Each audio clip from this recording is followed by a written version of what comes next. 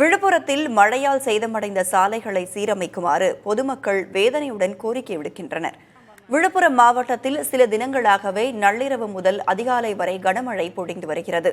இதில் விழுப்புரம் நகரின் தாழ்வான பகுதிகளான காந்தி நகர், ஆஷாகுளம், தாமரைக்குளம், புதிய பேருந்து நிலையம், மூவேந்தர் நகர் உள்ளிட்ட பகுதிகளில் மழைநீர் தேங்கியுள்ளது.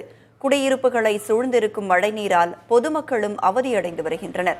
ஆசிரியர் நகர், கணேஷ் நகர், லட்சுமி நகர், மகாராஜபுரம், பாணாம்பட்டு உள்ளிட்ட பகுதிகளில் சாலைகள் சேதமடைந்து குண்டும் குழியுமாக காட்சி தருகின்றன. ஏற்கனவே பாதாள சாக்கடை திட்டத்திற்காக தோண்டப்பட்ட சாலைகள் சீரமைப்பு பணிகள் முறையாக மேற்கொள்ளப்படாததால் சாலையின் நடுவே உள்வாங்கி காணப்படுகிறது. மோசமான சாலைகளால் இருசக்கர வாகன ஓட்டிகள் கீழே விழுந்து விபத்தில் சிக்குவது அடிக்கடி நேரிடுவதாக பொதுமக்கள் வேதனை கூறுகின்றனர். சாலைகள் சீரமைக்கப்படாதது குறித்து விழுப்புரம் நகர்மன்ற தலைவர் தமிழ்ச்செல்வி பிரபுவிடம் அலைபேசி மூலம் பலமுறை கேட்டபோதும் பதிலளிக்க மறுத்துவிட்டார். இது ஏற்கனவே சிமெண்ட் ரோடு இருந்ததை பாதாள சாக்கடை போட்டாங்க. பாதாள சாக்கடை போட்டு இந்த மழை பெஞ்ச உடனே எல்லாம் உள்ளே வாங்கிக்கிச்சு. அதை மறுபடியும் யாரும் பார்க்கல.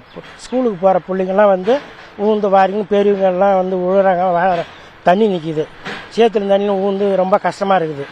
இன்றைக்கி ஒரு வாரமாக மழையில் யாரும் போக முடியல, வர முடியல. மழை பெஞ்சாலே இந்த ரோட்டில் போக முடியல. ஒரே பள்ளம் தண்ணி. மழை பெஞ்சா சுத்தமாக அங்கே இருக்கிற பள்ளம்லாம் ஒன்றுமே தெரியல. வண்டியில் வரவங்க கீழே விழுந்துடுறாங்க. சின்ன சின்ன பசங்க நடக்க முடியல. அவங்க பயப்படுறாங்க, இந்த சைடு வரதுக்கே பயப்படுறாங்க மக்கள்லாம்.